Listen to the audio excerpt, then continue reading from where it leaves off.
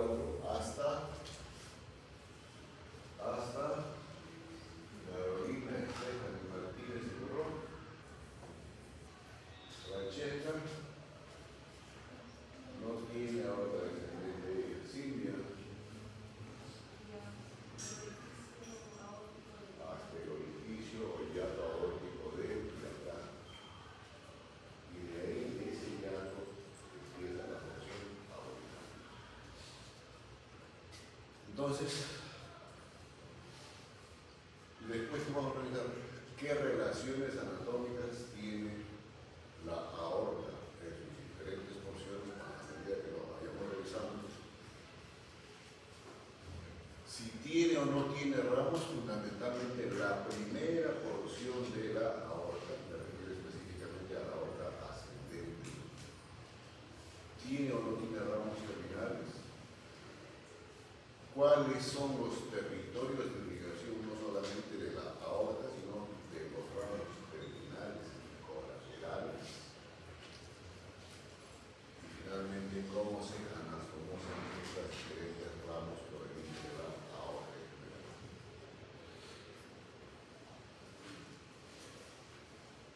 Si recuerdan la ubicación del corazón, la base del corazón, ¿cierto? Esto es anterior, perdón, ligeramente posterior, definitivamente anterior al ápex, que tiene 4 cavidades, 2 superiores, 2 inferiores, ¿cierto? Y que estas cavidades a su vez tienen comunicación a través de los orificios AB del lado derecho y AB del lado izquierdo, tricuspidia y bicuspidia. ¿Qué más tiene?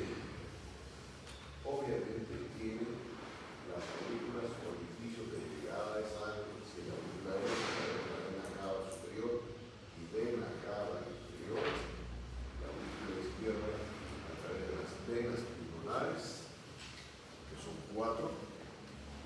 Cada ventrículo tiene estructuras arteriales de las cuales inyecta la sangre o los discursos. Igualmente recordamos a la aorta que va a ser el ventrículo izquierdo y el nombre pulmonar del ventrículo derecho. Cada una de estas valvas oris se proyectan en las superficies que ustedes están viendo en el ejemplo. Poco aórtico, poco pulmonar, válvula AB izquierda y válvula AB derecha. ¿Y cómo se proyectan? Y estos al final semiológicamente, estos 4 que acabo de mencionar, constituyen los focos de auscultación semiológica en la pared torácica. ¿Y por qué constituyen estos focos? No solo son focos de auscultación, porque van a estar estructurados ahí las válvulas. Valva AB, las válvulas de la aorta y el tronco del alma. Esas son las que producen el cierre de esas válvulas, son las que producen el ruido, lo que se percibe cuando se hace la auscultación de los ruidos cardíacos. Y ahí tienen a la aorta japonés. La silueta cardíaca, la base del corazón, el ápex. ¿Qué cara es esta del corazón? La cara anterior o externo costal. Y aquí está la arteria que es materia de estudio del miembro. Esta primera porción que estoy señalando, algunos simplemente la consideran ya. Todo eso, jóvenes, es así. Callado, ¿no? Y que después esa es la división, es primero la real aorta ascendente y después recién la denominación de callado, ¿no? Entonces, esta aorta ascendente a su vez tiene 2 porciones y esas 2 porciones radican en base a qué? La primera porción es intrapericardica, dentro de la bolsa pericárdica. Y la otra porción, como ustedes la están evidenciando, la menor porción, es la extrapericardica. Estas son las dos porciones que tiene la aorta ascendente en relación con la bolsa pericárdica. Luego, los límites obviamente es el inicio del ventrículo izquierdo. Luego se dirige ascendentemente, al inicio es ligeramente hacia anterior y después se hace ligeramente posterior y obviamente orientado hacia el lado izquierdo. Diámetro promedio al inicio de 25 a 30 milímetros a este nivel y después en el resto la configuración en cuanto a diámetro es de 18 a 20 milímetros. ¿Qué característica especial tiene este diámetro y la pared de este primer segmento de la aorta? Tiene una dilatación justamente donde va a cambiar radicalmente de dirección.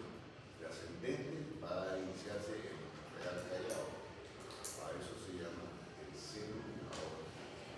Seno aórtico. Es una especie de dilatación que tiene a ese nivel esta última porción de la aorta ascendente.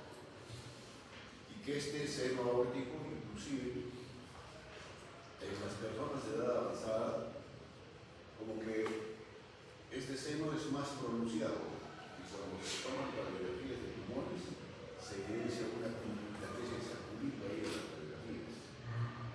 Lo que llaman el desenrollamiento del botón ahora. Eso ya es más adelante en su curso de fisiología. Ahora, la otra dilatación de esta estructura es donde, en su primera porción. ¿Y por qué la dilatación en la base de esta primera porción?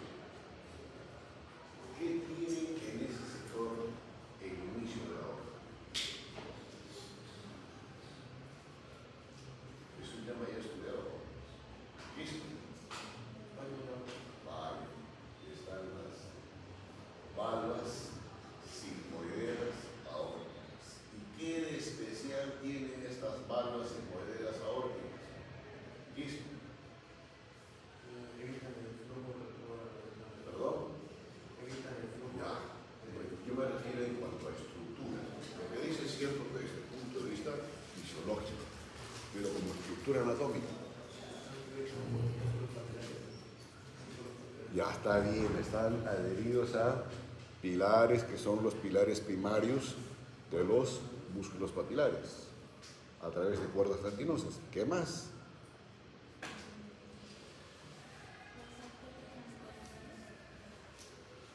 ¿De hoy? Muy bien. Hay dos, la izquierda y la derecha, que tienen en sus paredes laterales dos orificios. Y esos orificios son los orificios de salida para la arteria coronaria derecha y para la arteria coronaria izquierda. ¿Listo? Entonces, esa es una de las características que tiene en el inicio lo que es la aorta ascendente. De relaciones anatómicas, por delante, ¿a quién tiene esta primera porción? Obviamente, va a tener relación con las mismas estructuras que hemos comentado para la cara externa posterior. Cara posterior específicamente del esternón. Por detrás, ¿a quién tiene? El atrio izquierdo.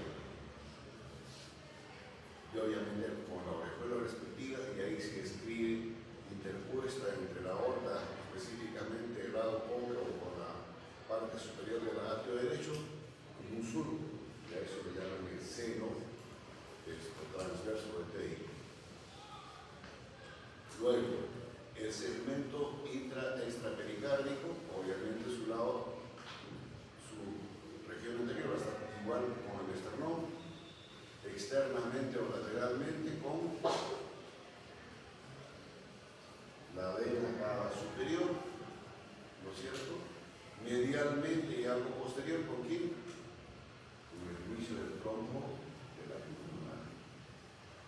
por la cara inferior nuestra de esta porción, aquí tiene jóvenes, prácticamente constituye una estructura anatómica que le da la forma al lado cóncavo del callado de la boca.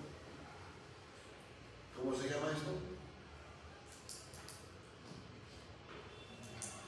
¿Cómo se llama esto, jóvenes?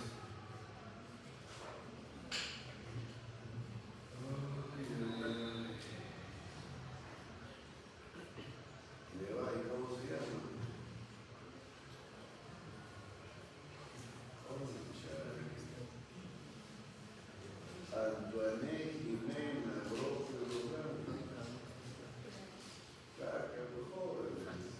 con sus respectivos anillos traqueales.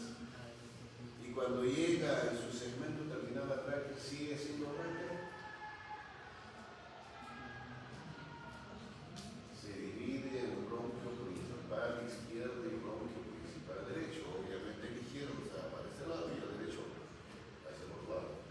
Entonces, ¿ustedes imaginan la presencia del bronquio principal izquierdo a este nivel? Casa, el callado de la hoja es eso. Imagínense ustedes, este es el bronquio izquierdo y el callado de la hoja. Cabalgando en la cara superior del bronquio principal izquierdo. ¿Listo? Hasta ahí la aorta ascendente. Y de repente viene el callado de la hoja. ¿Qué dirección tiene este callado? El seno aórtico hasta inclusive se hace más lateral y ligeramente más posterior. Y se llama así callado por la forma que hace esto, una especie de arco. Y al adoptar esta forma respecto a esa estructura del bronquio principal izquierdo, ¿qué se describe inicialmente el callado? Una cara o superficie convexa y la cara opuesta cóncava. ¿Sí? De relaciones anatómicas, de su región lateral o izquierda, con qué más da relación, con el nervio cardíaco anterior, que lo tienen ahí en amarillito, con el vago obviamente también, y por ramitos efrénicos que está descendiendo a este nivel por la cara anterior para la redundancia del careno anterior. Obviamente, si ustedes también observan bien, va a estar en relación con la cúpula pleural y el mismo ápice del pulmón izquierdo. Su superficie o cara lateral o externa, ¿con quién va a estar en relación? Lo mismo que hemos comentado para la aorta ascendente. En la cara superior y prácticamente el segmento terminal de lo que es el tronco venoso brachiocefálico izquierdo, que está en azul de la izquierda. ¿Con quién más establece relación? A este nivel, el comportamiento que tiene el vago de descendente tiene un ramo que hace esto, joven. Ascendente. ¿Sí? Y ese nervio que sí recurre, pero que se ubica a este nivel del subcotráqueo esofágico, se llama el nervio laringorecurrente. Obviamente el ramo del vago. Y ese nervio laringorecurrente, ¿para qué es así de así? Para dar interacción a las cuerdas finales, para introducir a la superficie interna de lo que es la laringe. Y la cara inferior ya se los comenté con el bronquio principal izquierdo. La cara superior obviamente va a estar en relación con estos jóvenes. Y no solamente en relación, sino prácticamente los ramos colaterales que tiene el callado de la aorta en su superficie o cara convexa. Esta. ¿Y quiénes? Los rojos, jóvenes. Escuchen, tronco, los textos dicen tronco brachiocefálico derecho.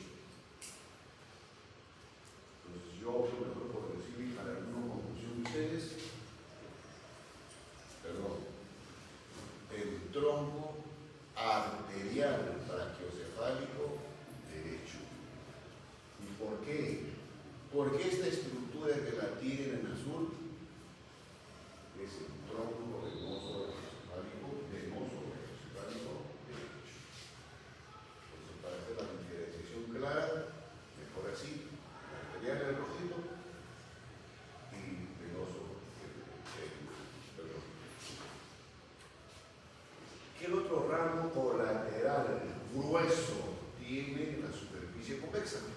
pueden ver acá.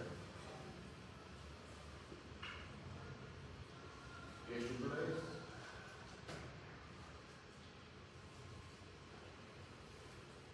Que si no tiene esa arteria, no tiene irrigación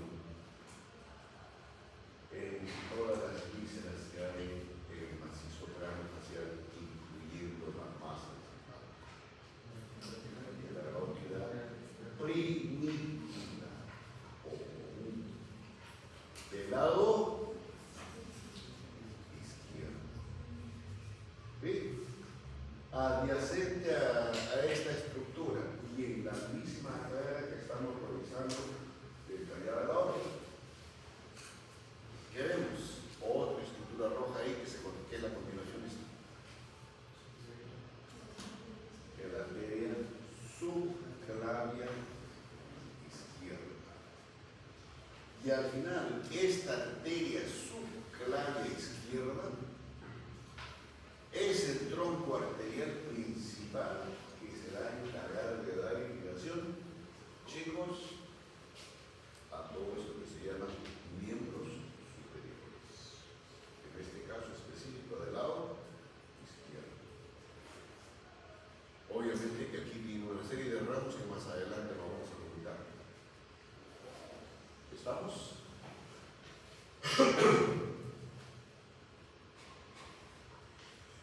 Si tiene estos ramos gruesos en la cara o superficie convexa, habrán ramos, obviamente colaterales de la aorta, de su otra superficie opuesta. Ese incorrecto. Si no se ve en el esquema, lo más probable que no haya, lo más probable que no haya. O hay. ¿Usted qué dice, señorita Karen?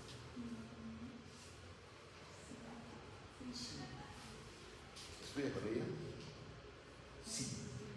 ¿Quieres estudiar para ella? Sí. Sí. Sí. A ver, ¿qué tiene?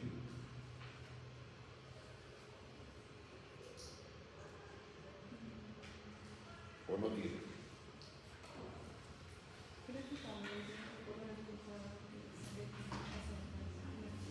Por eso, si tiene o no tiene.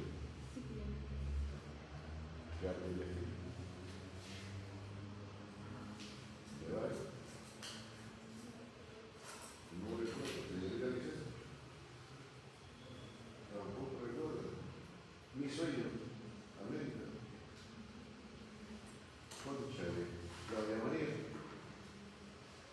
Irme. Naranjas, no estoy en el subclavia, estamos en ese se perdió, estamos en otra. Cuaresma.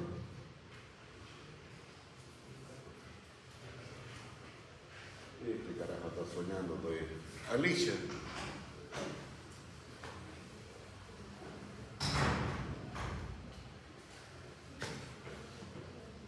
Chicos, deduzcan pues.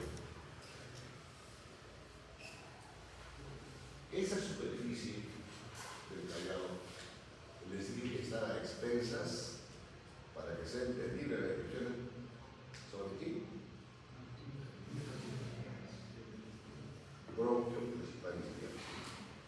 Entonces, esa cara cóncava tiene ramos grandes, tiene ramos tímicos. Y está hacia adelante. Y una reflexión anatómica precisamente de esta parte del corazón de tímico. Y obviamente la relación anatómica más marcada de esta superficie del corazón con el timo es en los jóvenes o los niños, porque la glándula timo está más desarrollada en ellos y en el adulto prácticamente está en la involución. ¿Listo? Más bonito para ustedes, más diferenciado.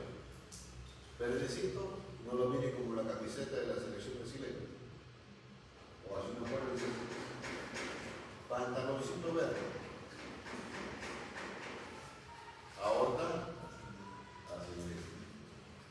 Camiseta amarilla. Callado no. ¿Sí?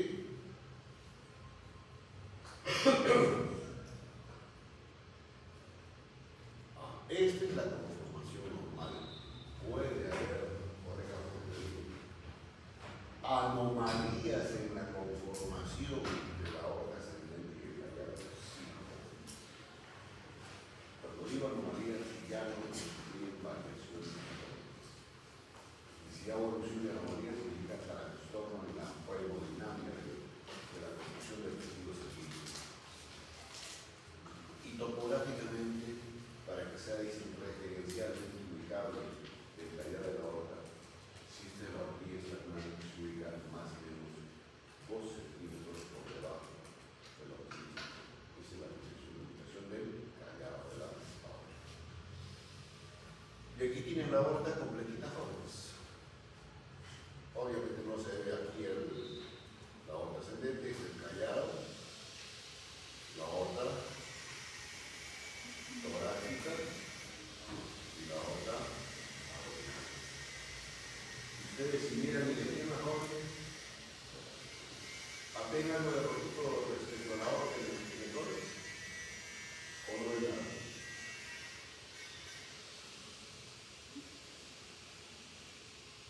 ¿Ven o no ven?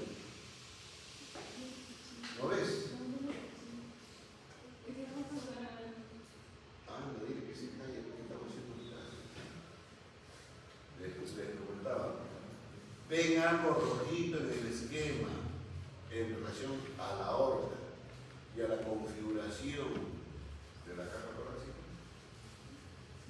¿Sí? ¿Y qué disposición tiene el rojito esto? ¿Oblicuo, perpendicular o horizontal?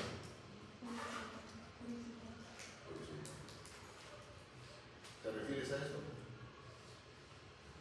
¿Sí? ¿Cómo se llaman los pacientes?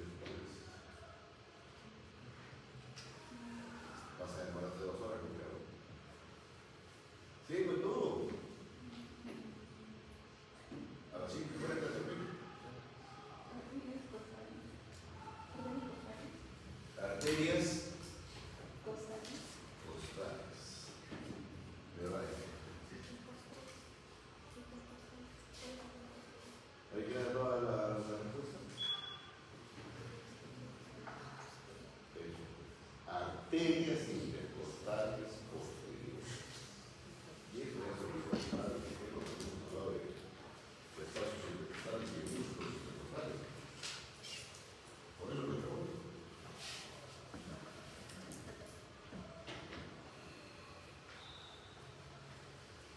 Miren, chicos, aquí está perfectamente esquematizado todo lo que hemos comentado hasta ahora. Aorta ascendente tiene la configuración que es ligeramente anterior y pues hacia atrás. Ahí están las valvas. ¿Sí? Y esas valvas, la derecha y la izquierda, tienen orificios. Y ahí están los orificios para esas dos estructuras.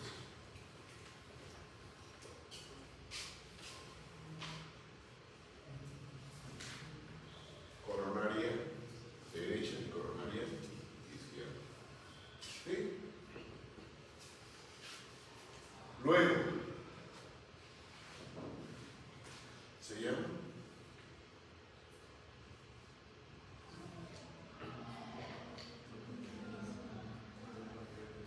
tronco arterial brachiocefálico derecho. Right.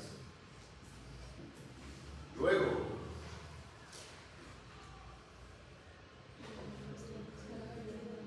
carótida primitivo común izquierda. Finalmente la subflavia.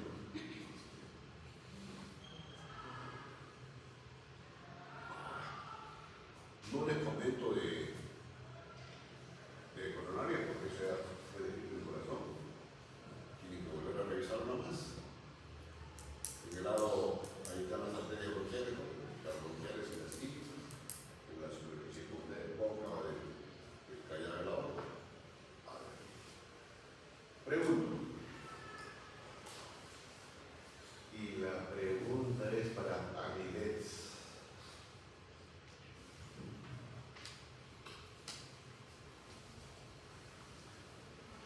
Carótida primitiva o común izquierda, subclavia izquierda. Significa eso de que no tenemos carótida común derecha ni tampoco subclavia derecha, señorita Miguel. O Harry Potter va a venir y después nos va a insertar esa posibilidad de la teoría. 11 años.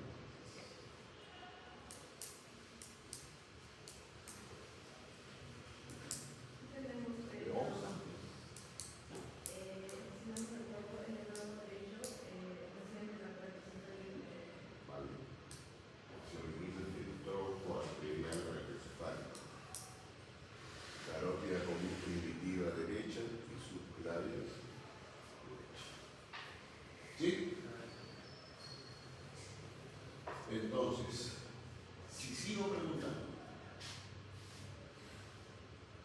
y la pregunta ahora es para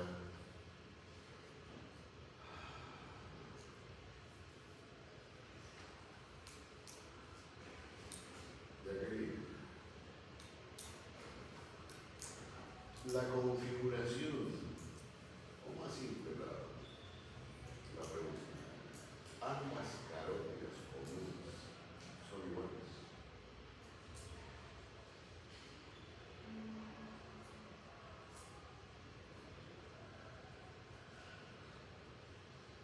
PSI, no, quizás, tal vez, voy a estudiar. ¿Vas a estudiar? Voy a preguntar. Solo. Villanueva, ¿usted qué dice? ¿No serían iguales por el origen? ¿Perdón? ¿El origen diferente? ¿No serían iguales porque el origen diferente uno con la otra? Este chico mojado, pueden ser iguales en cuanto a función, pero tienen diferente origen. ¿Sí?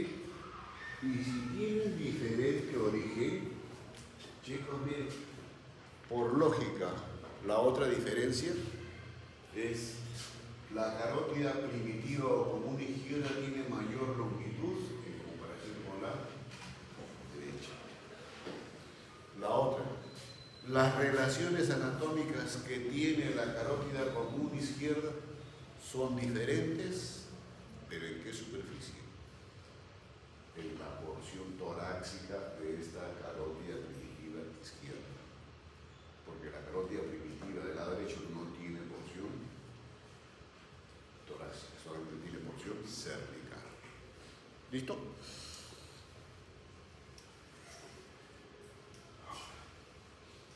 Tronco arterial retrocefálico derecho. Longitud promedio 3 a 4 centímetros. Diámetro promedio 12 a 15 milímetros. Chicos, estamos hablando de troncos arteriales de buen calibre, centímetro y medio de diámetro. ¿Sí? El inicio, ¿dónde es? Obviamente en la superficie convexa de Callao. ¿Y después qué hace? Al inicio es ligeramente horizontal, o sea, lo que está en estrecha relación con el Callao. ¿Y después qué hace? Se hace lateral, ligeramente anterior al inicio y después posterior. ¿Y su extremo distal dónde termina? Más o menos la proyección donde termina es a nivel de la articulación externo-calentar de la O. Entonces, si tiene esta disposición así, pues entonces la relación anatómica en su cara anterior de esta superficie, ¿con quién es? Con el esternón y con la clavícula, obviamente es un tercio más próximo.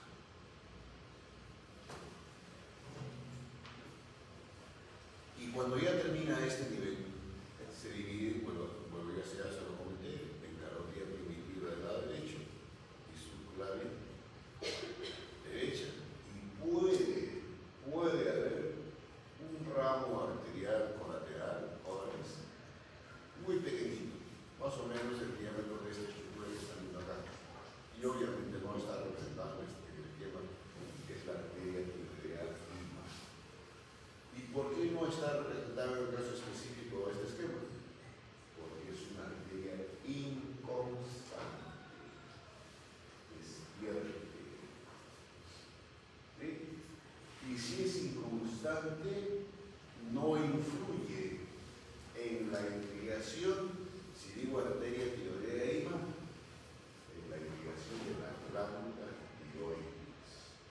Porque predominantemente la irrigación de la glándula tiroides es a expensas de qué? De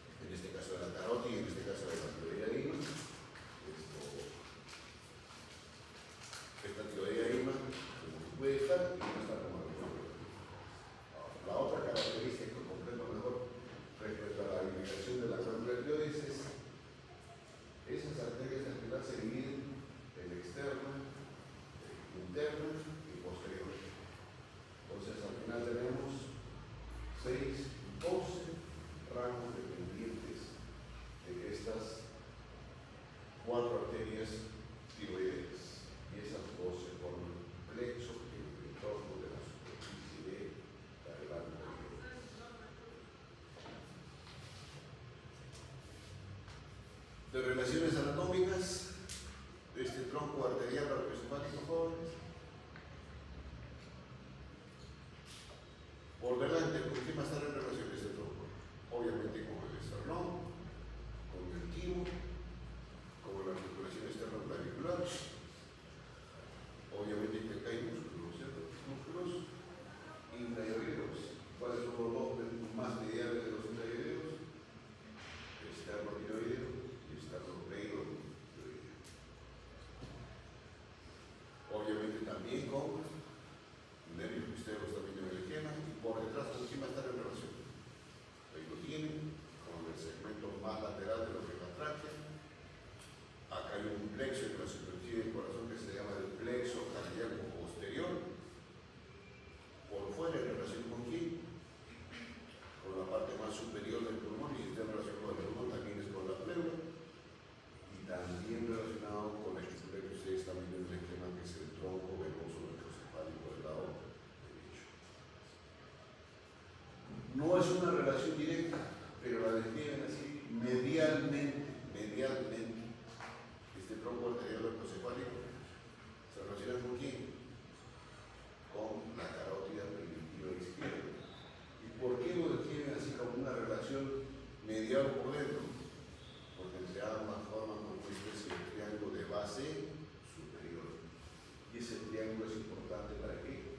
Porque ahí se van a ubicar los anillos traqueales a ese nivel.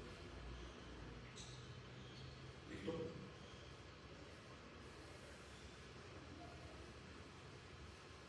Ahora, si nos seguimos específicamente a describir ahora ambas carótidas comunes. El origen ya lo hemos comentado. Hay diferencias en el origen tanto del lado izquierdo como del derecho, pero tienen una superficie límite superior por donde terminan como paradas. ¿Cuál es el reparo anatómico que permite decir hasta aquí usted se llama carótida primitiva?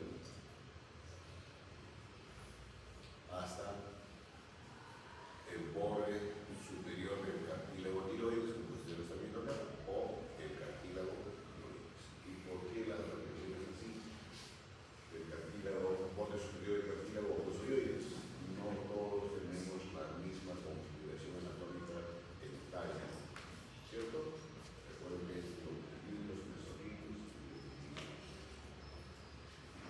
Por eso topográficamente, si esto sí es estándar, el lugar donde termina la carótida primitiva es proyectivamente hacia atrás con la derecha la dorsal 4.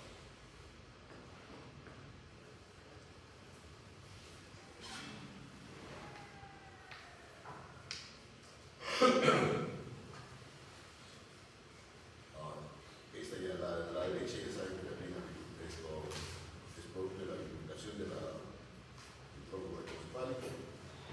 Y estas carótidas, ambas, con las diferencias que ustedes ya acabamos de comentar, se bifurcan a su vez en carótida externa, que es anteromedial, o sea, la más anterior, y carótida interna, que es posteromedial. Y antes de dividirse en carótidas externa e interna, a este nivel, jóvenes, justo ahí está la división. ¿Qué tiene de particularidad ese segmento terminal de la aorta primitiva? También sigue una pequeña dilatación, lo que se llama el seno carotidio. Y ese seno carotidio es vastamente inervado. Se dice que inclusive este seno carotidio, por el tipo abundante de inervación que tiene, influye en lo que es la frecuencia cardíaca, dependiendo si hay alta concentración de oxígeno o alta concentración de CO2. Esto le considera como un paro receptor.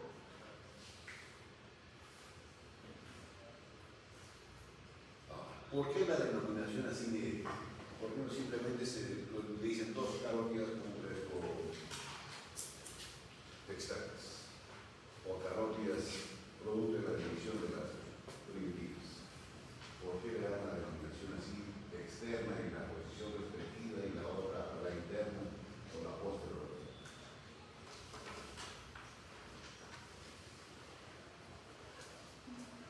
Cerro.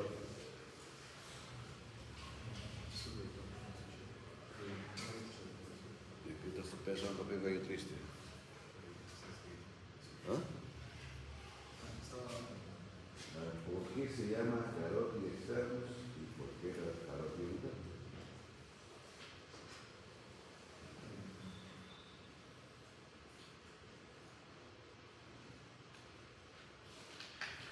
Paola Córdoba.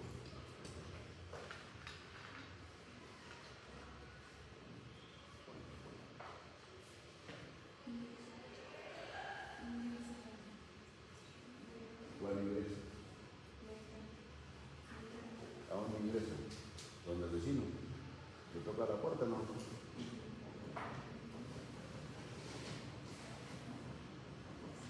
Al grano. Al temporal. ¿Y para qué se mete el temporal? Pues llegar al temporal.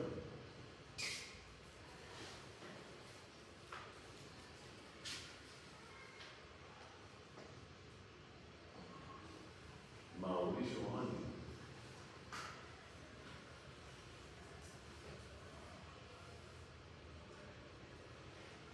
Maricielo.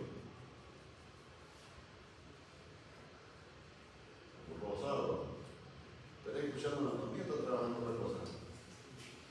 Mañana no te vaya a ver.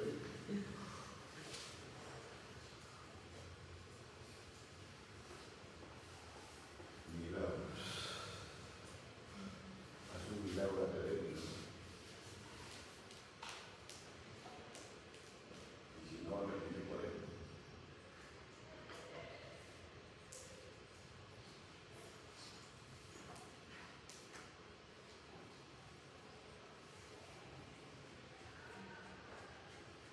Vale.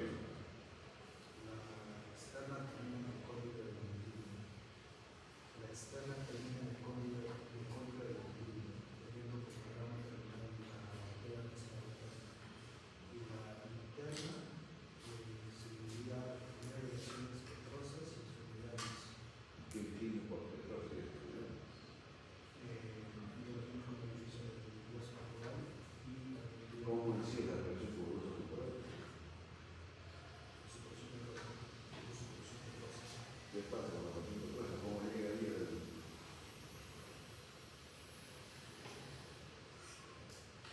Así fue la lectura completamente. ¿Qué se acuerda de hacer el temporal?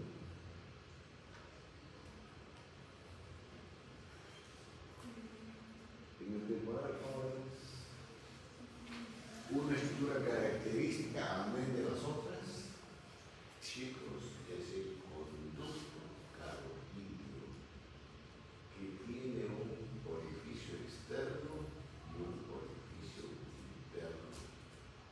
Y después le continúa el surco carotídeo, bordes laterales del cuerpo del esferoide. ¿Sí? Entonces, se llama carótida interna porque se introduce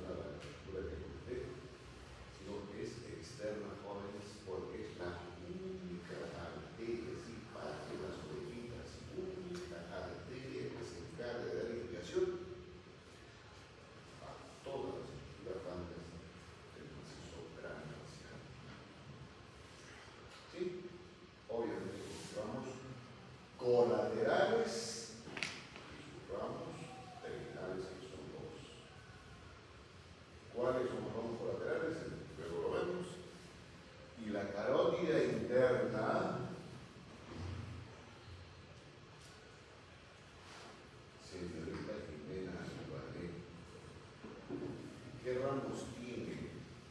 ¿Qué ramos tiene en la región cervical? Digo, de 2. Y le pongo el 17, de ahora porque esta unidad. 17. Y si me dice 3, le pongo el 18. No se va. Así que merece.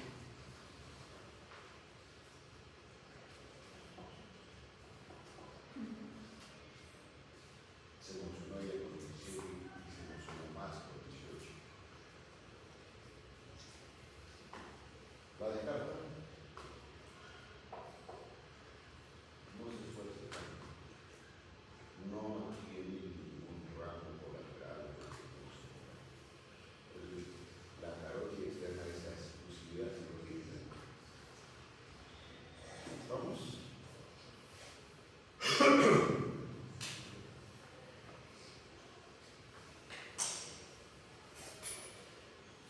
Obviamente que la carótida primitiva izquierda va a tener relaciones anatómicas en la porción torácica. Por detrás, ¿a quién va a tener? No tan estrechamente relacionado, pero van a estar los músculos prevertebrales, más que todo con los músculos intertransversos. Lateralmente bastante relación con la subclavi, conducto torácico que está exterior, no sé si lo ven ahí en medio subido. Por fuera, ¿quién va a tener? Al medio fértico. Recuerden que es una de las fibras que transita lateralmente en la región cervical y específicamente en la superficie posterior tanto de la carótida primitiva conjuntamente con la yugular interna. Por dentro, ¿quién va a tener? Obviamente acá también a la superficie de la tráquea. Y un poquito más lateralmente va a estar el esófago. Y entre ambos, como les comenté hace un momento, está el surco tracto esofágico, donde transcurre el medio laringo. Y ahí lo tiene mejor, las relaciones anatómicas de la carótida común izquierda. En la región cervical, las relaciones anatómicas de ambas carótidas es igual, porque son estructuras anatómicas simétricas tanto del lado izquierdo como del lado derecho. Por tanto, esta carótida común va a estar en relación con quién posteriormente, con las apófisis transversas y en parte los cuerpos de las vértebras cervicales y obviamente los músculos que están insertados en esa superficie. Recordar aquí el detalle anatómico que tiene la apófisis transversa de la sexa cervical, que es mucho más pronunciado, pero recibe la denominación de tuberculum chasniana. ¿Sí? Luego, internamente, con más relación, dependiendo del nivel, puede ser laringe, tráquea, faringe o esófago. Y obviamente el nervio laringeo recurrente, que apenas se ve ahí en este sector de amarillo. Obviamente no está representado en el esquema, pero también a ese nivel existen que son ganglios linfáticos. Y ahí está el ganglio linfático medio e inferior de la cadena simpática. Por fuera, ¿con quién va a estar en relación? No está en el esquema, pero es la yugular interna. Y acá hay un músculo que cubre a toda esta estructura. ¿Qué músculo es? Músculo esternocleidomastoideo. Otra relación anatómica. Algunos simplemente dicen que el pomoideo, pero más específicamente es el tendón intermedio del pomoideo. Medialmente, ¿con quién va a estar en relación? Glándula tiroides. Obviamente, de la glándula tiroides, los lóbulos tiroideos, que son los laterales, porque la parte central, esta es el istmo de la glándula tiroides. Y ahí están mejor representados las diferentes relaciones anatómicas. Esta es la carótida formas. Por fuera, ¿qué hemos dicho? Yugular interno. Su cara anterior,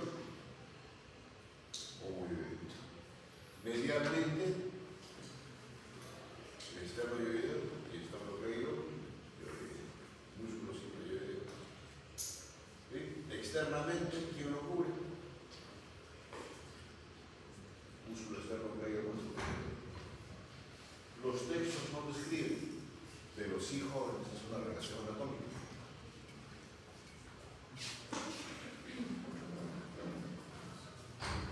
Asa cervical es un asa en relación con el plexo cervical. Entonces, por tanto, la relación anatómica de esta asa cervical o asa del polo, así se llama, esta relación no solamente con la carótida común, sino también con la inguinal.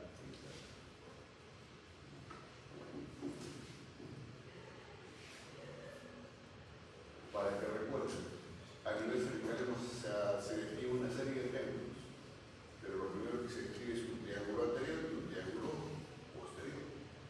Y dentro de los triángulos en la región anterior, ¿qué hay? El triángulo caratídico, para que lo recuerden. Y ahí están los otros triángulos que se describen en la columna cervical.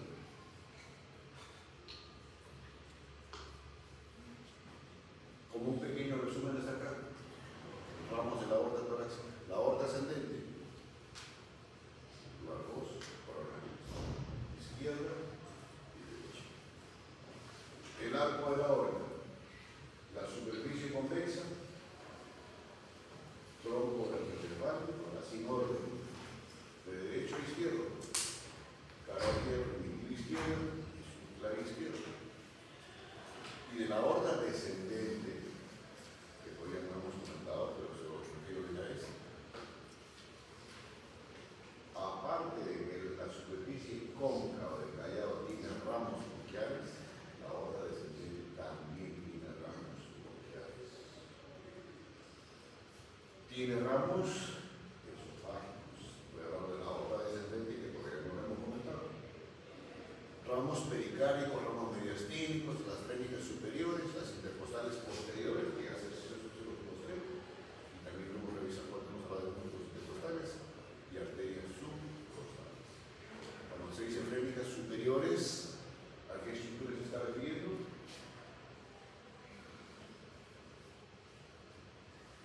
¿Sí, bien? Siguen superiores, entonces serán pues frénicas.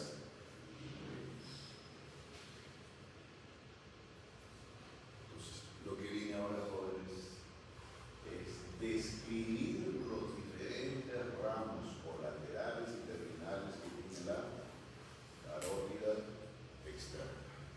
Carótida externa. ¿Sí?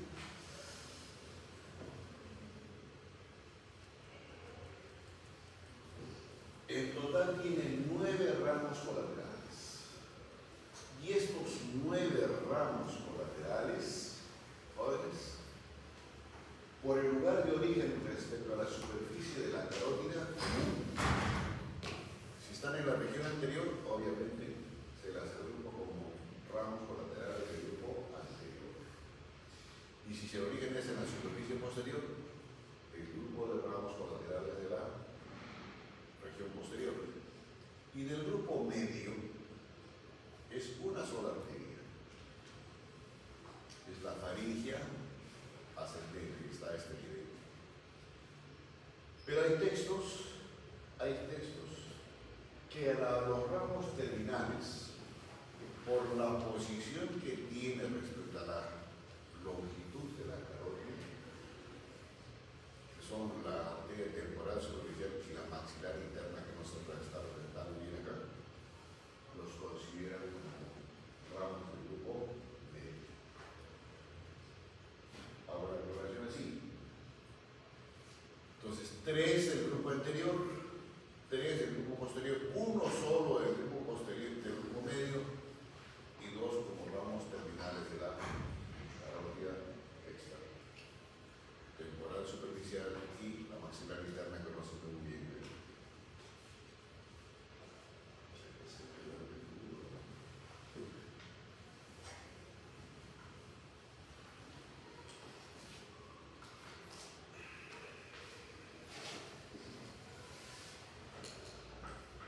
Entonces, ahora describamos cada una de estas arterias.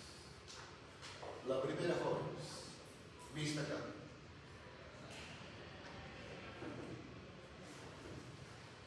Tiroidea superior o tirolarina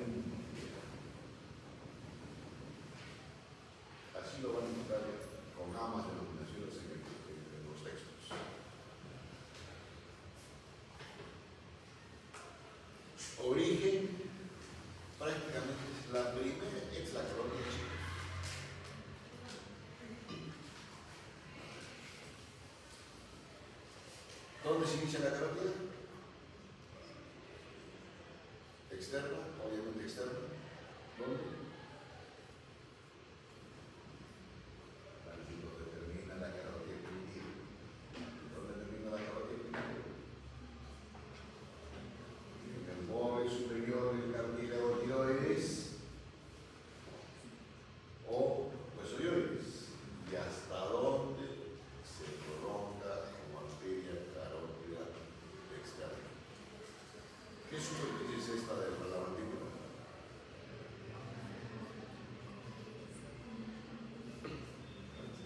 La rama ascendente. Y la rama ascendente en su superficie superior tiene dos cónicos. ¿No es cierto? Uno articular y otro no articular. Y el articular tiene su parte inferior. ¿Qué tiene? El cuello, por favor. Entonces, hasta ahí es la superficie de extensión como real carótida externa. Volvamos a los ramos. Primer ramito, prácticamente en el mismo origen de la carótida externa. ¿Qué dirección toma o ubicación esta arteria? Obviamente es anterior y después de un corto recorrido anterior y ligeramente horizontal, ¿qué pasa con la arteria? Radicalmente cambia de dirección. Se torna descendente y más medial. Ya se reduce ligeramente más profunda. ¿Y por qué? La denominación de la arteria es tiroidea superior y por tanto, ¿a dónde tiene que llegar? A la parte más superior de los lóbulos tiroideos. Ahí. ¿Sí? Y cuando llega a este nivel, esta arteria tiroidea superior tiene ramos internos, externos y posteriores. Y producto de los ramos terminales de estos tres, interno, externo y posterior, forman esto.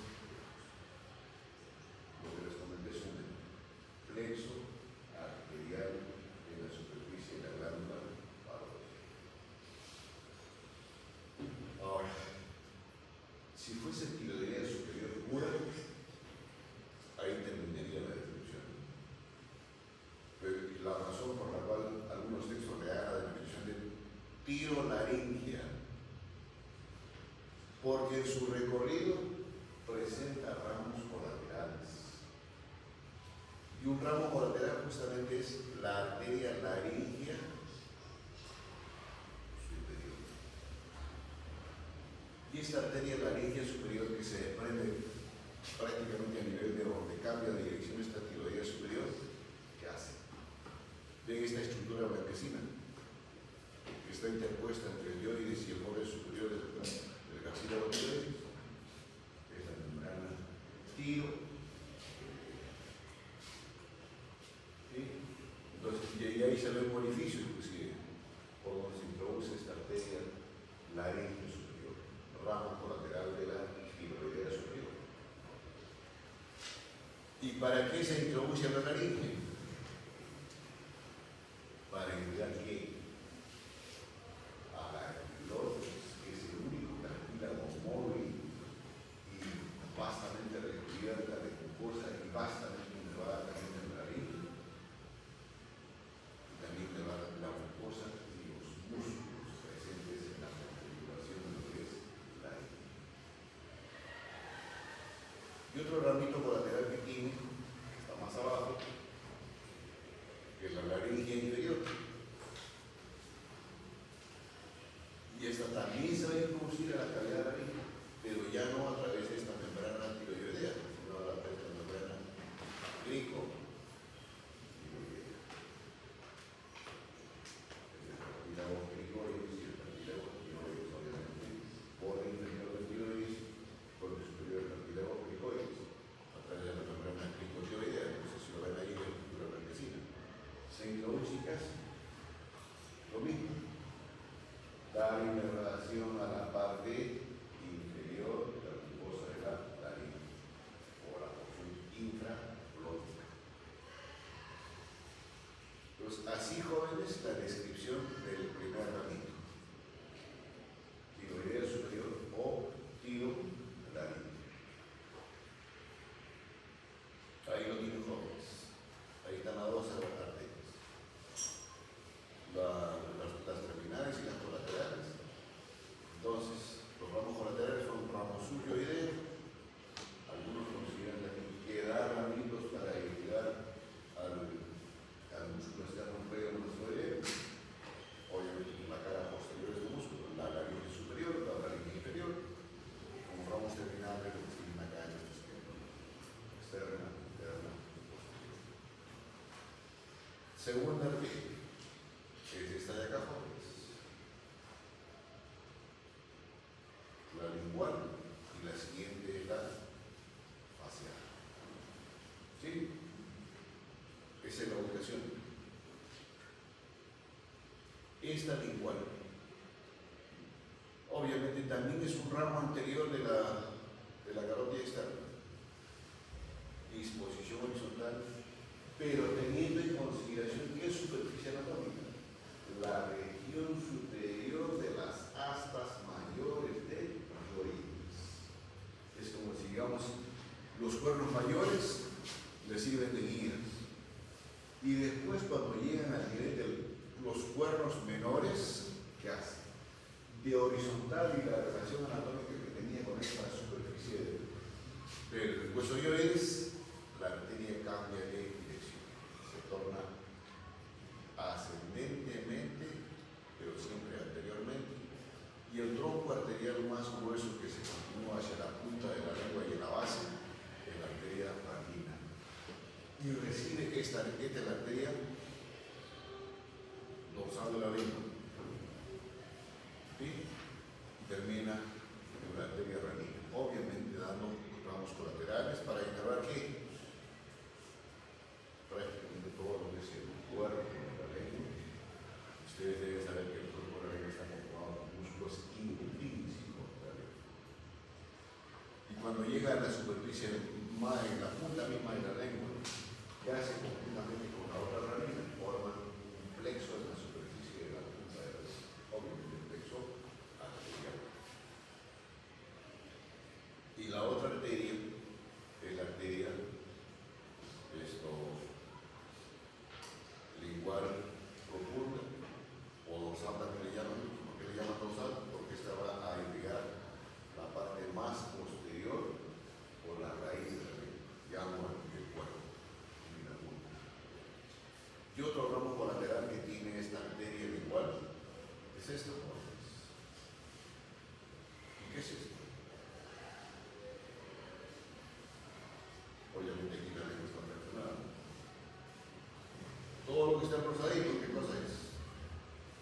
Obviamente el tejido propio de la lengua, músculo, mucosa. Y esto es la glándula sublingual. Por tanto, este tiene otro ramo que se llama el ramo para la arteria sublingual y esta también vería al frenillo sublingual que lo tiene acá. ¿Sí? Ahora, esta arteria lingual, con estos ramos que en el cuerpo de la lengua que hace incluso la vulnerar la musculatura del mucosa, si no se encarga de ver aquí en estos órganos, son las diferentes papilas gustativas que están presentes en la superficie de la lengua. ¿Sí? Y acá está de repente mejor esquematizado. Es la arteria del frenillo de la lengua. Obviamente esta es la arteria que va a llegar a la arteria para la glándula sublingual. Esta es la arteria lingual profunda para el cuerpo de la lengua. Y la otra va a estar aquí en relación con el dorso de la lengua. Ahora, escriben como reparo anatómico para ubicar esta arteria lingual que la tiene acá en su origen. Hay una estructura anatómica que se llama el triángulo del Pioborn. Y este triángulo del Pioborn está delimitado por quién? Por este músculo. Ese músculo vigoroso que lo tienen ahí forma esta base del triángulo. Anteriormente va a estar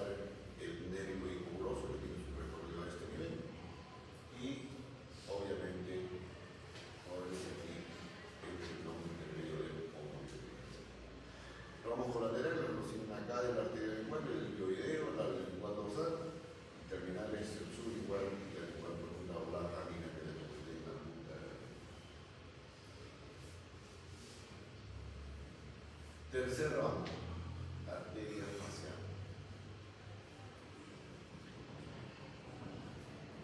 Aquí a la arteria facial solamente la estamos viendo ya cuando se hace relación anatómica con el borde inferior del cuerpo de la mandíbula, más que está pegado al ángulo de la mandíbula. Entonces, ¿con quién tiene relación hasta antes de ubicarse en la superficie? ¿Qué hay en esta región? Obviamente van a estar los músculos supracloideos, ¿sí? Incluyendo ahí el tiroideo. Pero la estructura con la cual establece relación anatómica en su recorrido antes de llegar a este nivel, esta arteria facial, es con el vientre posterior del músculo digástrico. Vientre posterior del músculo digástrico. Y aquí, pues ya con el borde anterior del músculo, más severo. Llega al ángulo de la mandíbula. Y después, ¿qué hace, jóvenes? De posterior se hace medial y anterior en la superficie de la configuración facial. Y el recorrido que tiene es este que voy a describir, obviamente tortuoso. Cuando llega a la comisura labial, se divide en dos: arteria comisural o labial superior y arteria labial inferior. Y cuando llega a la región media, tanto del labio superior como del inferior, ¿qué hace? Se anastomosa, obviamente, con la otra arteria humana. ¿Me dejo entender? De acá estamos viendo la arteria facial del lado izquierdo, ¿cierto?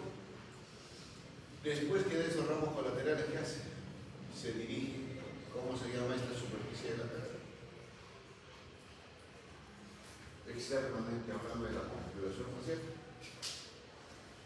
Y que en unos es más pronunciado el otro. Y que las mujeres se ponen el botox ahí para no entrar en el terreno del deterioro latino.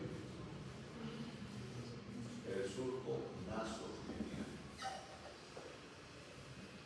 Sigue por el transcurso nasogeniano. ¿Y a dónde? A la base o raíz de la nariz. ¿Sí? ¿Y cuál es el ramo prácticamente terminal que tiene esta arteria facial?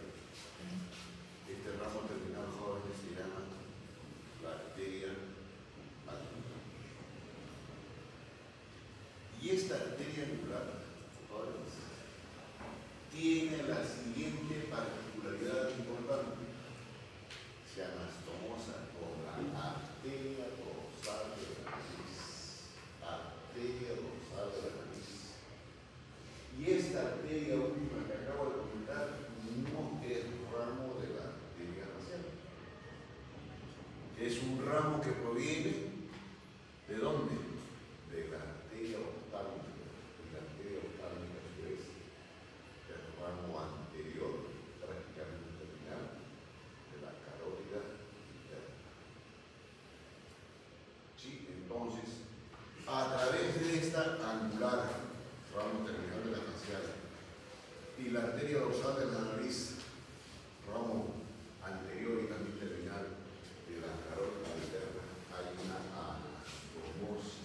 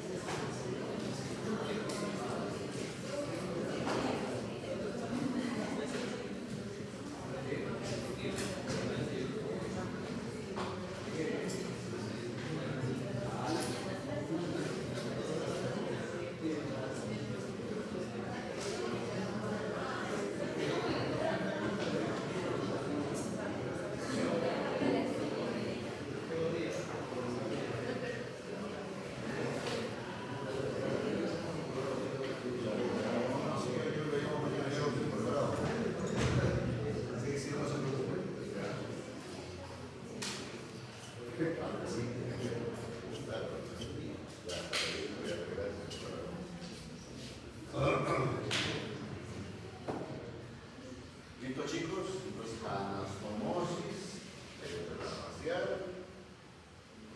y por la carótida externa y la carótida interna. Y aprovecho el momento. Esto que acabo de comentar de anastomosis desde el punto de vista arterial también es válido la misma anastomosis cuando se habla de prenatales.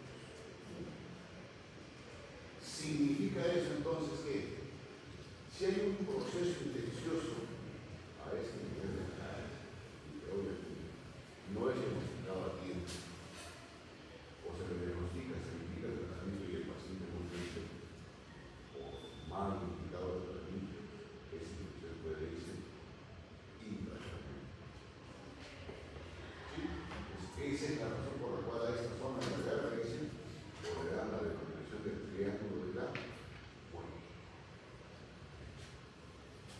Si no te asustes, estoy hablando de muerte, de óbito, no académico.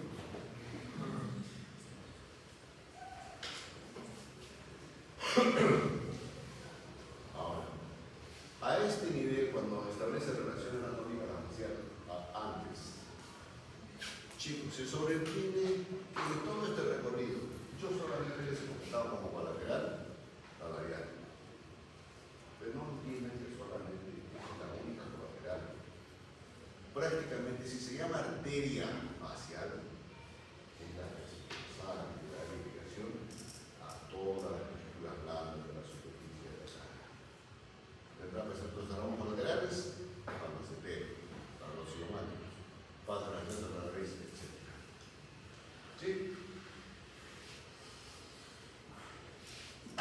Relación anatómica importante antes de abordar esta superficie de la mandíbula, muy aparte de la que les he comentado con el núcleo posterior derecho con la cápsula de la mandíbula. Eso que internamente tenemos las mandíbulas que sufren procesos inflamatorios, cuando hay virosis, infección bacteriana, etc. Y que si es repetitivo y fundamentalmente en gente joven, que puede condicionar más adelante a lo que es cardiopatía reumática, entonces con esa infección que hace por debilidad de la activación de las aminas. Entonces, esa facial tiene una relación anatómica con la cápsula que está por fuera de esa amígdala. Entonces, eso es menester que quienes trabajan a ese nivel desde el punto de vista de la relación amígdala tengan en consideración la relación anatómica que tiene la facial. También con la glándula submaxilar que está por debajo de la mandíbula. Entonces ahí tienen los ramos colaterales, las palatinas inclusive, la submental, la submandibular, para los músculos pterioideos, macetero, las labiales que les comenté, la lateral de la nariz, y aquí está otra lateral. La lateral de la que se anastomosa con la arteria dorsal de la nariz. Nos vamos ahora con el diagnóstico positivo.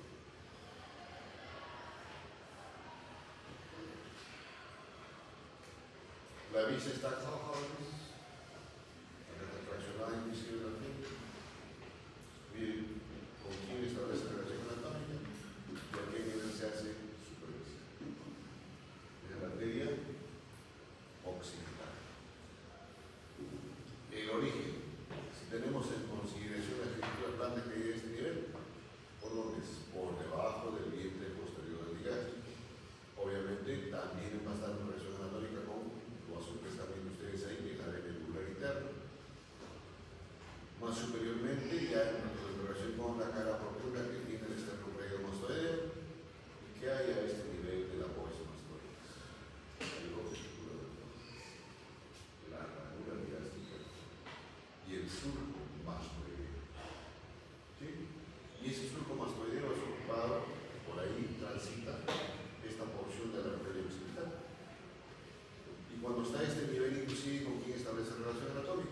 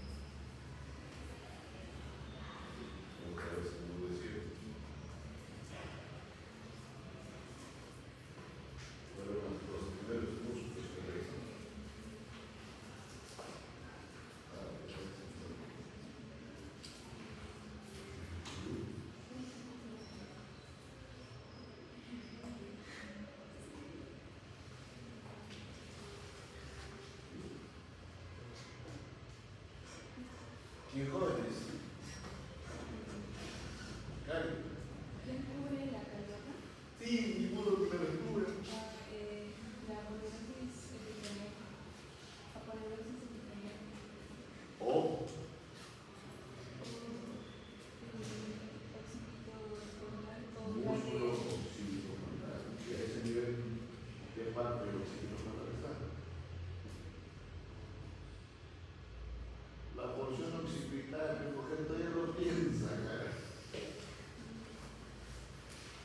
Aquí va a estar la porción occipital del occipito frontal, entonces, por tanto, radiofijación a toda esa superficie.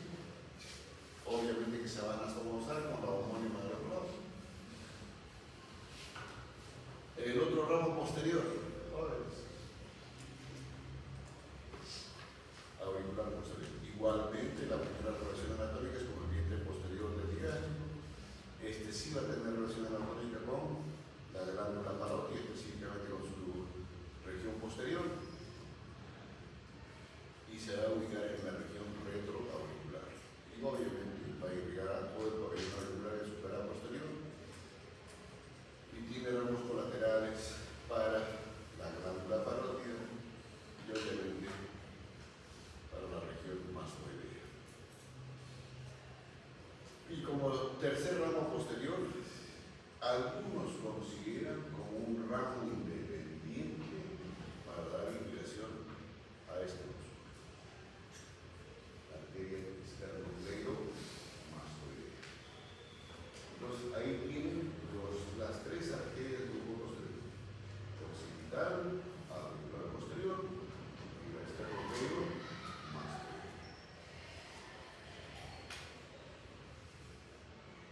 Y el del ramo medio, la faringe ascendente crupinar. Y el nombre dice faringe ascendente, que irriga al final, jóvenes, después de su recorrido y sus relaciones anatómicas, que prácticamente son las mismas que hemos comentado para las otras dos arterias. Toda esta región, paladar, blanco, todos los músculos del paladar. ¿Qué más irriga? Es la toxina palatina, que no está presente en el izquierdo, y la tuba acutina. Hay un ramito que inclusive llega hasta la caída timpánica. Los músculos de la región vertebral, y tiene un ramito que tampoco se ve en el esquema, que es la arteria media posterior, que se va a introducir a la cavidad craneana a través del agujero rasgado posterior.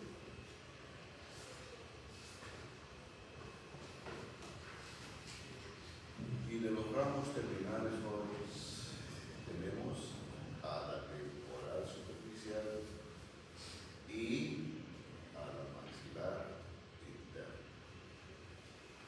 Como ramo dependiente de este ramo terminal, que es el temporal superficial, de la arteria transversa de la cara. ¿Sí? Es un ramito colateral de prácticamente en esta superficie, pero de este ramo terminal, que es el temporal superficial. Ahora, miren la ubicación que tiene, o a dónde se proyecta la arteria maxilar interna. ¿Qué hay a este nivel? ¿Qué se acuerda? Cuando hemos hablado. ¿No? Naranjas. ¿Qué se acuerdan de Granus oculto? ¿Sí? Externamente hablando, porque también hay detalles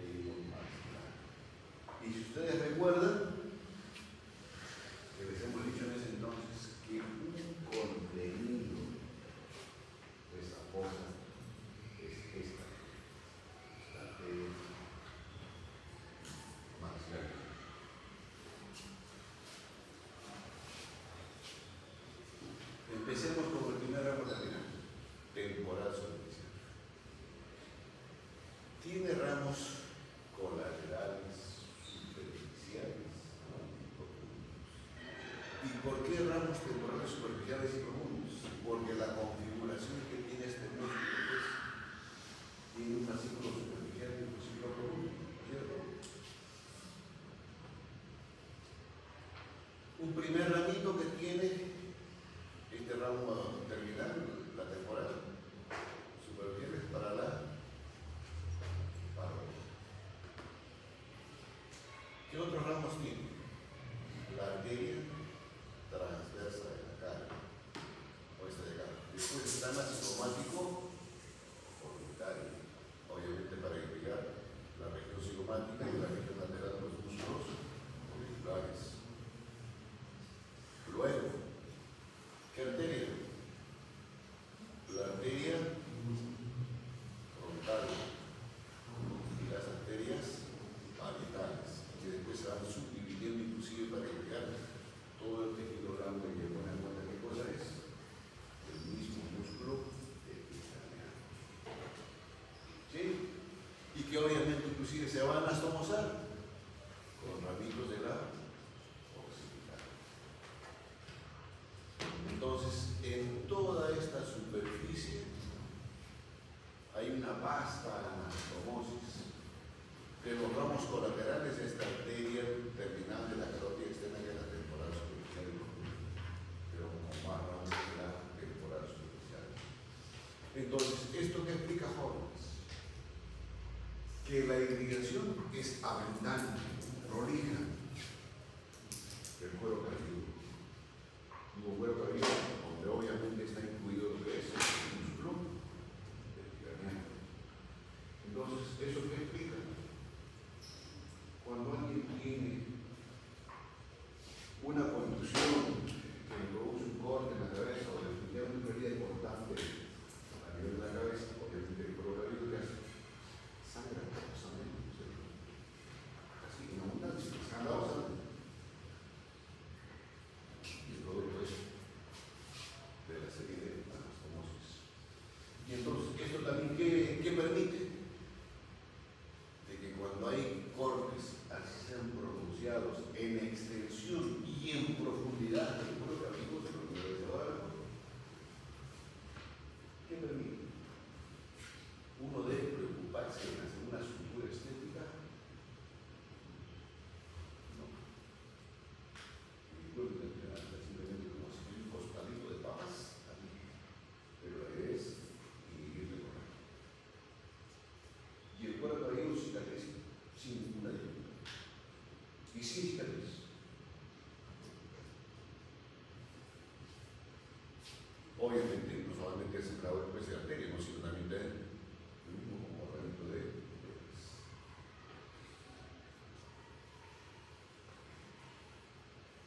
y el otro ramo terminal es la arteria maxilar, que la tiene acá, ocupando como el medio de la arteria maxilar. El origen, prácticamente, sí hemos comentado de que la carótida externa termina en el nivel del cuello de la mandíbula. Entonces, el ramo terminal se origina en el mismo cuello de la mandíbula. Obviamente establece relación anatómica acá con los músculos pterigoideos, la cara interna de la rama ascendente de la mandíbula y finalmente llega a la fosa arteriopalatina y tiene un ramo terminal que es la arteria que se introduce en el nucleo esternopalatina y que después va a dar irrigación inclusive a la mucosa de la nariz. Ahora, como ustedes ven, hay diferentes ramos colaterales aparte del terminal categoría que tiene esta maxilaridad, que unas se originan ascendentemente, otras se originan descendentemente y otras que están en relación con el grupo anterior. Entonces, esa es una forma de describir los diferentes ramos colaterales: ascendentes, descendentes o anteriores. La otra forma de describirlas es no solamente considerando si tienen una posición ascendente, descendente o anterior, sino considerando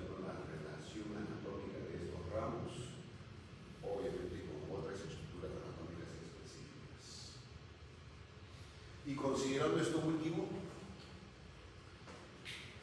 si tenemos en relación el mismo cuello de la mandíbula, que prácticamente son los mismos ramos existentes, ¿qué tenemos como ramos laterales? La arteria timpánica que nos debe evidenciar en el ejemplo, esta arteria timpánica por la que recibe, obviamente tiene que llegar a la estructura de la arteria timpánica, por donde se introduce a través de la estructura de Reis.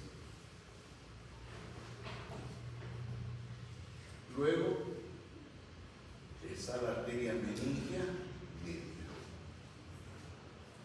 Y esta arteria meningia media que apenas se ve acá,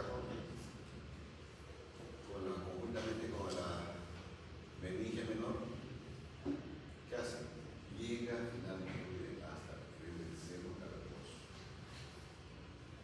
Estamos hablando del cuerpo, del seno del hueso central. Luego está la arteria temporal profunda. Y finalmente está la arteria temporal profunda anterior, que es esta.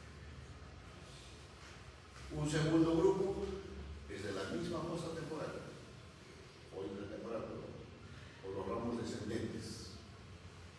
¿Cuál es el primer ramo? Lo que están viendo ahí, la arteria alveolo-dentaria inferior. Y esta arteria alveolo-dentaria inferior, acá la mandíbula está cortada, las ramas descendentes. ¿Qué tiene de detalle anatómico característico de su superficie interna? Eso se lo recargué. ¿Quién se acuerda?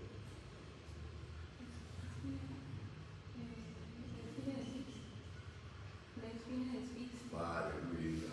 La espina de Spix, ¿no es cierto?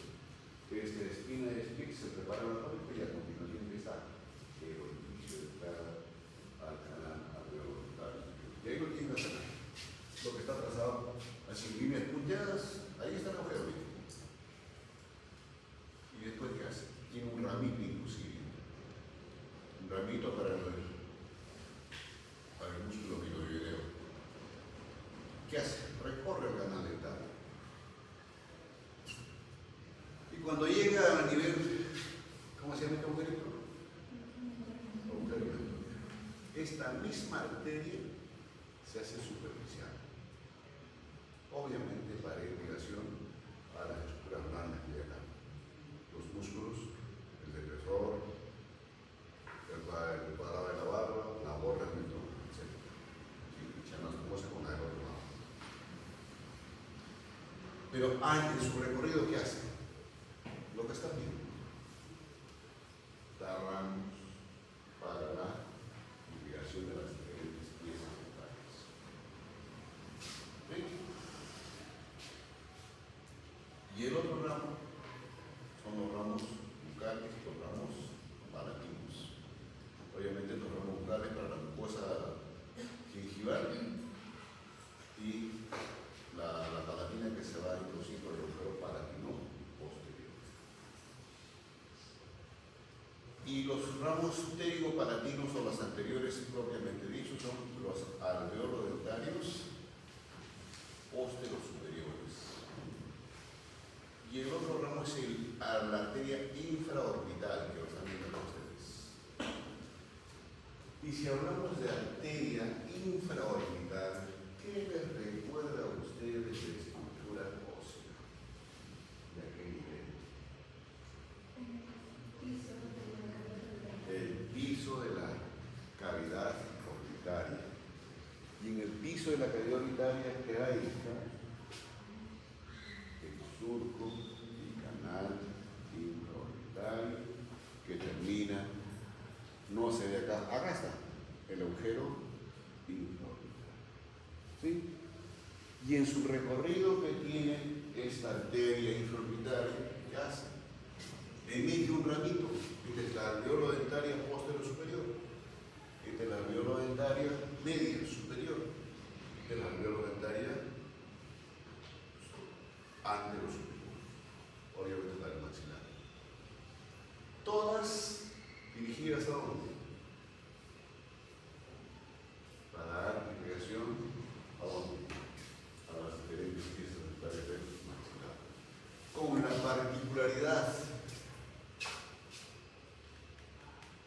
¿Cómo se llama esta superficie del maxilar? El borde posterior del maxilar, ¿cierto? Y ustedes recuerdan cuando hay un vórtice sagittal, se da una serie de agujeritos. Entonces, por ahí transcurre esta zona. Entonces, se dice inclusive, la exquisitez de la descripción dice, las alveolos dentarias posteriores superiores para las piezas dentarias más posteriores. Las medias hasta continuación y obviamente las anteriores para los incisivos mecánicos. Pero entre ambas, anastomosis. Y logramos terminar, jóvenes, es la espinopalatina para la mucosa de la nariz, inclusive no solamente para la mucosa de la nariz, sino para la irrigación de los diferentes meatos, superior, medio, que lo tiene acá. Esta es la que estamos viendo. En la primera parte, el tiempo prácticamente ya no saben bien. Tranquilos, chicos, no sé. Pero al menos se lo voy a presentar. Ahí tienen la bibliografía.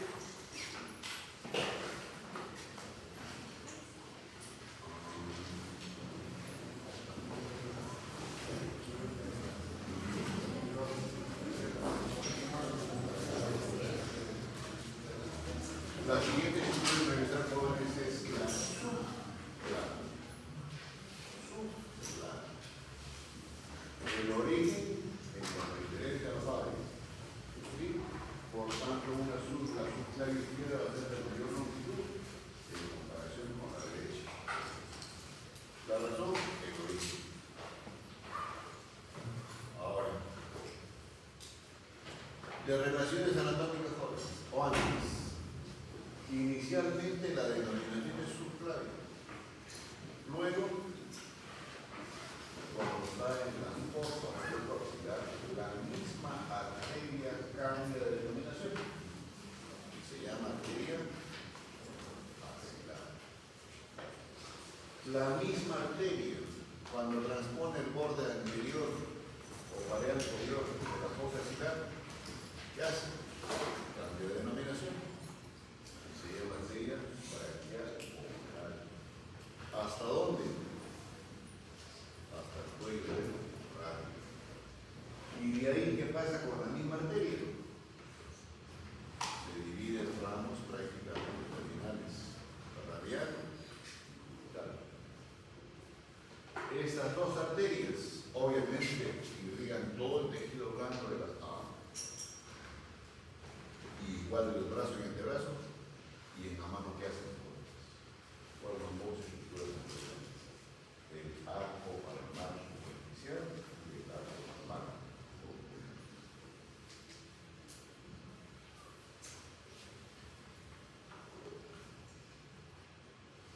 Lo tienen ahí, jóvenes. Acá tienen la axilar, la humeral, la radial, la cubital. No se ven muy bien ahí los arcos palmares.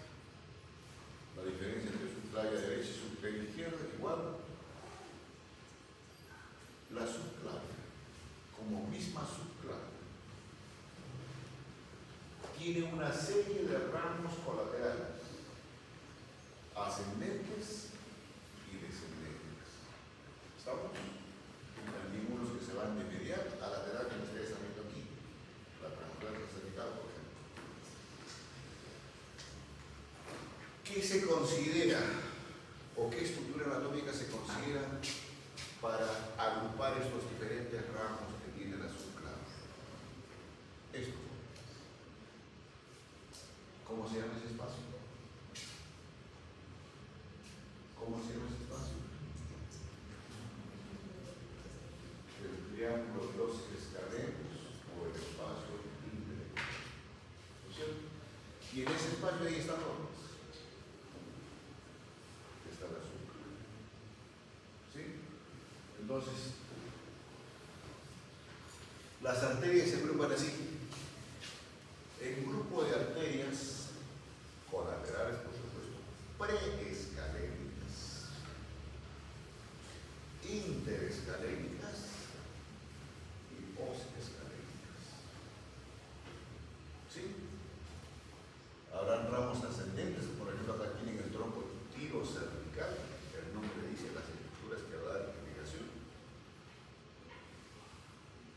ve muy bien acá, pero prácticamente la misma superficie, pero en la cara inferior de la subclavia. ¿Qué arteria estoy trazando?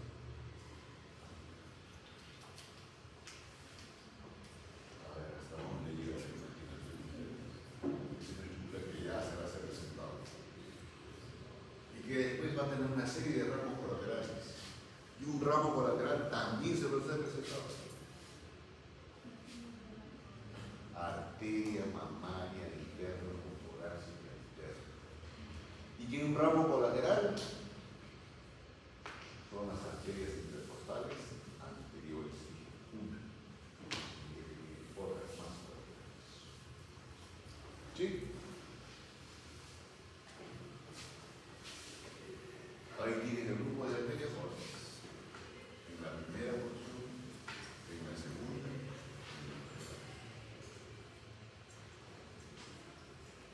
Y ahí tienen los diferentes ramos.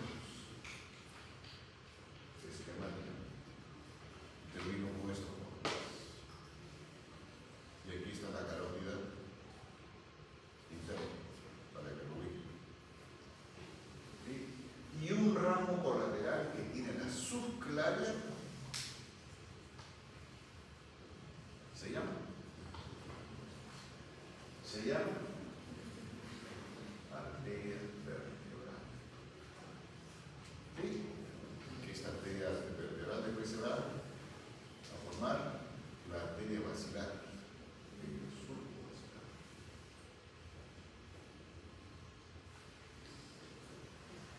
Y acá tiene diferentes ramos. Acá está la arteria basilar, sus ramos laterales, las arterias continuas, y sus ramos terminales en la arteria cerebral posterior. Y esta arteria cerebral posterior va a contribuir a formar esto.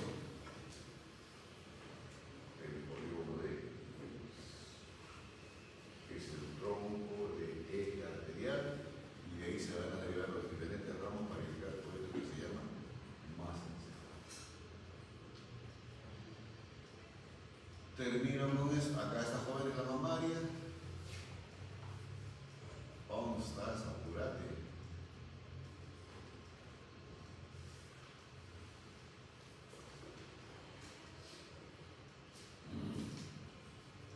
Acá.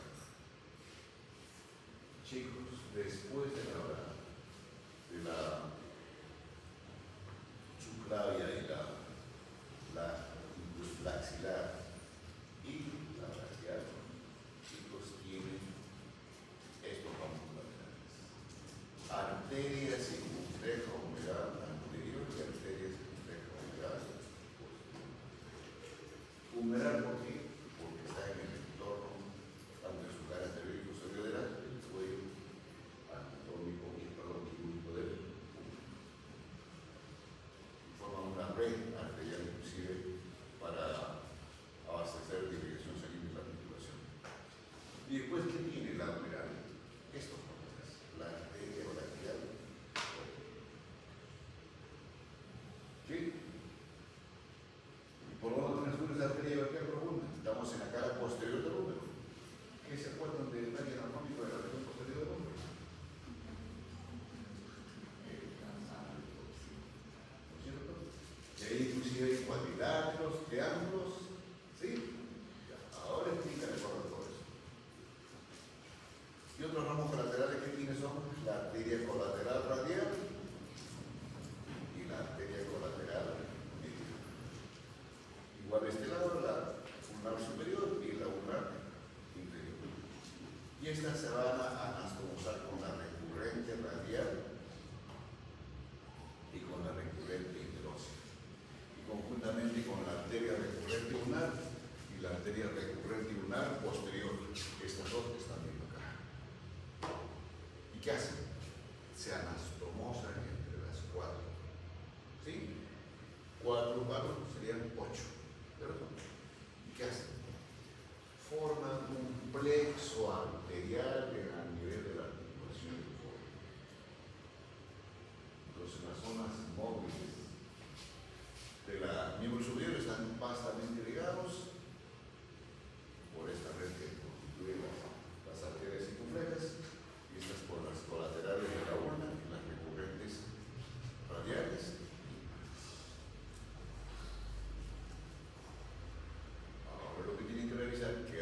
relaciones anatómicas tienen la braquial, qué relaciones anatómicas tiene la radial, la ulnar.